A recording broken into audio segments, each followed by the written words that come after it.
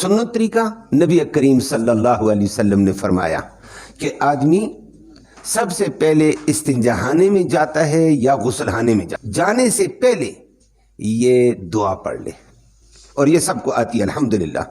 अऊज़ु बिल्लाहि मिनश शैतानिर रजीम, ये पढ़ लिया करो। ये हर मुसलमान वाली दुआ मैंने बताई है। जो नौजवान साथी हैं उनको भी पता हो गया, नहीं तो वो सीख भी सकते, उनका दिमाग काम करता है। ये दुआ है आऊज़ु बिल्लाहि मिनश शैतानिर रजीम, ये सबको आती है, इसके लिए कोई दिक्कत नहीं। ये हम क्या करें जी, ऐसे कैसे होगा? नंबर 2, नबी करीम सल्लल्लाहु अलैहि वसल्लम ने फरमाया ये दुआ पढ़ा करो, अल्लाहुम्मा इन्नी आऊज़ु बिका मिनल खुबुस वल खबाइस। और ये दुआ का भी मतलब ये याद रखना, इन बैतुल हलाओं में और इस्तिंजाहानों में शरारती किस्म के शैतान होते हैं, शरारती किस्म के जिन्नात होते हैं। ये आदमी को कभी डरा भी देते हैं, कभी हमला भी कर देते हैं, असरात दिखाते हैं अपने। और जब नबी करीम सल्लल्लाहु अलैहि वसल्लम के इस तरीके के मुताबिक दुआ पढ़ कर जाओगे, अल्लाह के नबी ने फरमाया शैतान इसके ऊपर असर नहीं डाल सकता है, जिन्नात इसके ऊपर असर नहीं डालेंगे।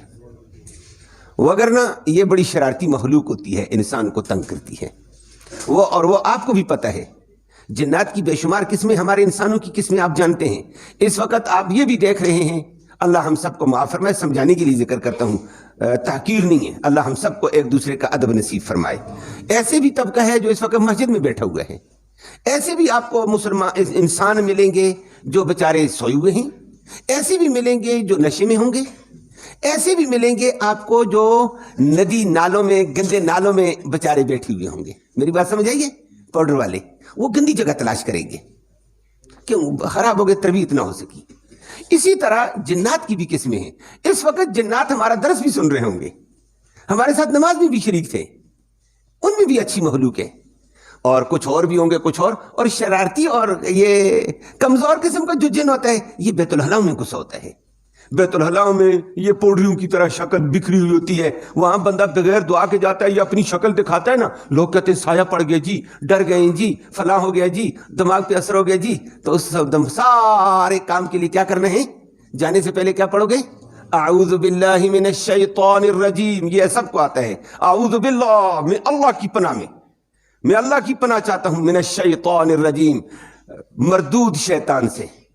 बस इस जुमले के पढ़ने के साथ ही अल्लाह की अमन और हिफाजत में बंदा आ जाता है। अब अंदर वाले जिन्नात और शैतान इसको तंग और परेशान नहीं करेंगे। ये दुआ बेहतरीन है, पढ़ कर जाओ। गुस्लाने में जाते हो, वॉशरूम में जाते हो, जाओ।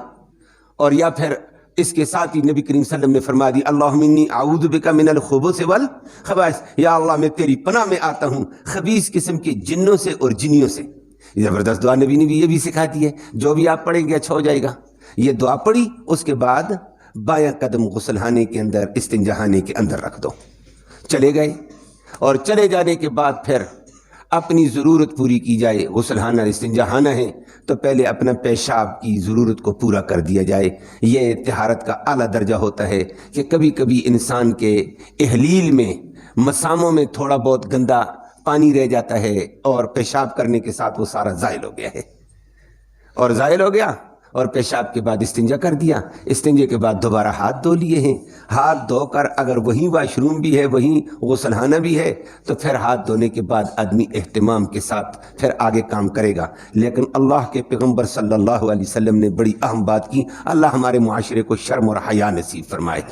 हदीस की किताबों में मौजूद है, फरमाया वाशरूम में गए ना, मैंने अर्ज़ किया, बायां पाँव रखा, अंदर गए। अब अंदर आदमी पेशाब के लिए बैठता है, पेशाब कर ले, चाहे गुस्ल भी करने, पहले पेशाब से फारग हो जाओ, और पेशाब के लिए बैठता है। लेकिन नबी ने फरमाया अपने आप को नंगा नहीं करने हैं। नंगा उस वक्त करने हैं जब हम बैठने के करीब होंगे, कि उस वक्त हमारी मजबूरी है। हाँ, गुस्ल के लिए फिर आदमी अपने कपड़े उतारता है, वो अलग एक बात है, वो भी एक मजबूरी होती है। आम पेशाब ये इस्तिंजाहानी के लिए खड़े खड़े अपना सारा कुछ नंगा कर देना, फरमाया ये खिलाफ अदब है और ये शर्म और हया के खिलाफ है। फरमाया कपड़े को अपने पास रखो, जैसे बैठने के करीब गए, अपनी सलवार, अपनी धोती, अपना कपड़ा खींच लिया, और खींचने के साथ फिर अपनी ज़रूरत पूरी कर ली, और जैसे खड़े हों तो फौरन अपना कपड़ा खींचना है। ये हया का तकाजा है। और फरमाया बेहया बंदे के ऊपर शैतान अटैक करते हैं, और औरत नंगे सर अगर चली जाती है वहां अटैक ज्यादा होता है। और हमारी औरतों को तो आजकल दुपट्टे उड़ते हुए नजर आ रहे हैं, अल्लाह बचाए सबको। یہ نقصان والی چیزیں ہیں. اللہ کے نبی نے ہمیں ان نقصانوں سے بچایا ہے کہ نبی کا کیسا زبردست دین ہے، رحمت والا دین. اور فرمایا وہاں اپنی پیشاب کے لیے بیٹھنے سے پہلے کپڑے کو نہ اٹھایا جائے، بیٹھتے وقت اپنا کپڑا کھینچ لیا جائے، سمیٹ لیا جائے اور اپنی ضرورت پوری کی، استنجا کیا، استنجے کے بعد ہاتھ دھو لیے ہیں.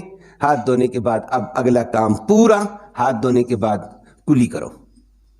وضو والا طریقہ، سنت طریقہ وضو کا. ناک میں پانی ڈالو، بائیں انگلی کو ناک کے ہیشوم کے اندر ڈالو تاکہ یہ اندر کا حصہ ہے گیلا ہو جائے، اور ہیشوم میں پانی آ گیا. اس کے بعد چہرے پر پانی ڈالو، چہرہ دو. اس کے بعد دایاں بازو دو، اس کے بعد بایاں بازو دو. اس کے بعد پھر سر کا مسح ہے، اور غسلخانے کا غسل فرش پکا ہے تو پاؤں دھو لو مسح کے بعد، نہیں تو آخر میں پاؤں دھوئے جائیں گے. فرمایا کہ اب غسل کرنا ہے تو غسل کرنے کے ذریعے سے پہلے سر پہ پانی ڈال دو، پھر دائیں کندھے پر، پھر بائیں کندھے پر، پورے بدن پہ ہاتھ پھیر دو کہ کوئی جگہ خشک تو نہیں رہ گئی ہے، تاکہ کوئی بال برابر جگہ فرمایا خشک نہ رہ جائے. اس کے بعد پھر آج کے لوازمات ہیں، صابن کا استعمال ہے، جو بھی استعمال ہیں، پھر دوبارہ پانی ڈال دیا جائے، تیسری دفعہ پانی ڈالا جائے، 3 دفعہ. یہ بہتر طریقہ ہے، لیکن کبھی بدن پہ صابن لگا ہوا ہے یا کوئی میل کچیل کے اثرات ہیں، مزید بھی پانی ڈال سکتے ہیں، لیکن ضرورت کے بغیر پانی کو ضائع کرنا بھی جائز نہیں ہے. یہ نہیں ہے کہ پانی بہا کر ختم کر کے جناب دوسرے لوگ پریشان ہیں، پانی نہیں جی پوری ٹینکی خالی کر کے بیٹھ گیا، یہ ایسے جائز نہیں ہے. ہر چیز کا اپنا طریقہ ہوتا ہے. اور حدیث میں نبی کریم صلی اللہ علیہ وسلم نے فرمایا دوسروں کا بھی لحاظ کر کے جانا، اسراف ہم نے نہیں کرنے ہیں. اسراف حد سے زیادہ استعمال کرنے کو کہا جاتا ہے پانی، فرمایا یہ ناجائز ہے. اور پھر آخر میں جہاں آدمی تھا وہاں اپنے پاؤں کو دوبارہ دھو لے اور پاؤں ٹانگیں دھو لے تاکہ کوئی چھینٹ نہ لگی ہو اس کے اوپر. گندے پانی کی دھو کر آدمی اپنے کپڑے پہن کر باہر نکلے گا، دایاں قدم پہلے باہر رکھے گا اور پھر باہر آتے ہی مختصر دعا غفرانک، بس یہ تو سب کو آتی ہے نا، آ جائے گی. اب کیا پڑھنا ہے؟ غفرانک، بس یہ لفظ پڑھا. اللہ کے نبی نے فرمایا اس کی جتنا ٹائم وضو کے لیے اندر غسل کے لیے رکھا سارا عبادت بن گیا ہے. غفرانک کا لفظ، اور اس کا بڑا لمبا معنی ہے. اللہ ہم سب کو دین کے تقاضوں پر عمل کرنے کی توفیق نصیب فرمائے. اللہ